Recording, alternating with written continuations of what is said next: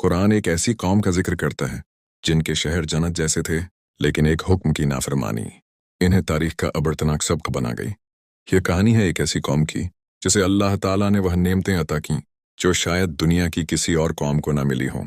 यह कहानी है उस कौम की जिसके शहर जन्नत की मिसाल थे, जहां भूख का कोई नाम न था, जहां पानी बेहिसाब था, जहां जमीन खुद रिस्क उगाया करती थी। लेकिन सोचिए, अगर वही जन्नत अचानक जहन्नुम बन जाए तो क्या होगा। ये कहानी है कौम सबा की। कौम सबा कौन थी? कौम सबा यमन के इलाके में आबाद थी। यह एक तरक्की याफ्ता, खुशहाल और ताकतवर कौम थी। कुरान करीम ने सूरह सबा में उनका जिक्र खास तौर पर किया है। अल्लाह फरमाता है कि उनके शहर के दाएं और बाएं बाग ही बाग थे, जहां तक निगाह जाती सरसब्ज खेत, फलों से लदे दरख्त और बहता हुआ पानी दिखाई देता। उनके लिए सफर आसान था, खाने पीने की कोई कमी न थी और दुश्मनों का कोई डर नहीं था। सद्दे मारिब, ताकत का घमंड। कौम सबा की सबसे बड़ी पहचान थी सद्दे मारिब, एक अजीम बांध। यह बांध पहाड़ों के दरमियान बनाया गया था, जो बारिश के पानी को जमा करता और पूरे शहर को सींचता था। धीरे धीरे यह बांध उनकी तरक्की की नहीं, बल्कि उनके घमंड की निशानी बन गया। वे कहने लगे, हमें किसी का खौफ नहीं, हम खुद काफी हैं। अल्लाह का आसान हुक्म। अल्लाह ताला ने उन्हें एक बहुत ही आसान हुक्म दिया, अपने रब का शुक्र अदा करो और उसकी इताअत करो।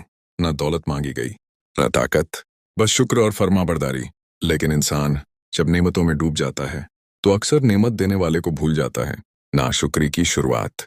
वक़्त के साथ कौम सबा ने शुक्र करना छोड़ दिया, घमंड बढ़ता गया, नाफरमानी आम हो गई और दीन मजाक बन गया। वे कहते थे, यह सब हमारी मेहनत का नतीजा है, ये बांध, ये बाग, ये दौलत सब हमेशा रहेंगे। उन्होंने नबियों की नसीहत को नजरअंदाज किया और अल्लाह की तरफ लौटने से इनकार कर दिया। मोहलत का वक़्त। अल्लाह ताला फौरन पकड़ नहीं करता, वह मोहलत देता है, बार बार चेतावनी देता है। कौम सबा को भी चेताया गया, मगर उन्होंने सोचा, क्या हो सकता है, ये बांध तो सदियों से खड़ा है। वे भूल गए थे कि जब अल्लाह का फैसला आता है तो सबसे मजबूत दीवार भी रेत बन जाती है। अजाब का आगाज। सैले अरिम। फिर वह दिन आ गया जिसकी किसी ने कल्पना भी न की थी। आसमान पर काले बादल छा गए, मूसलाधार बारिश शुरू हुई और अचानक सद मारिब टूट गया। कुरान इसे कहता है सैले अरिम, एक तबाह कर देने वाला सैलाब। पानी पहाड़ों की तरह उमड़ा और सब कुछ बहा ले गया। चंद लम्हों में सब कुछ खत्म। जो बाग सदियों में लगे थे वो कुछ लम्हों में उजड़ गए। खेत तबाह हो गए, घर मिट्टी में मिल गए और शहर खंडहर बन गए। वही जमीन जो कभी जन्नत लगती थी अब कांटों और झाड़ियों का मैदान बन गई।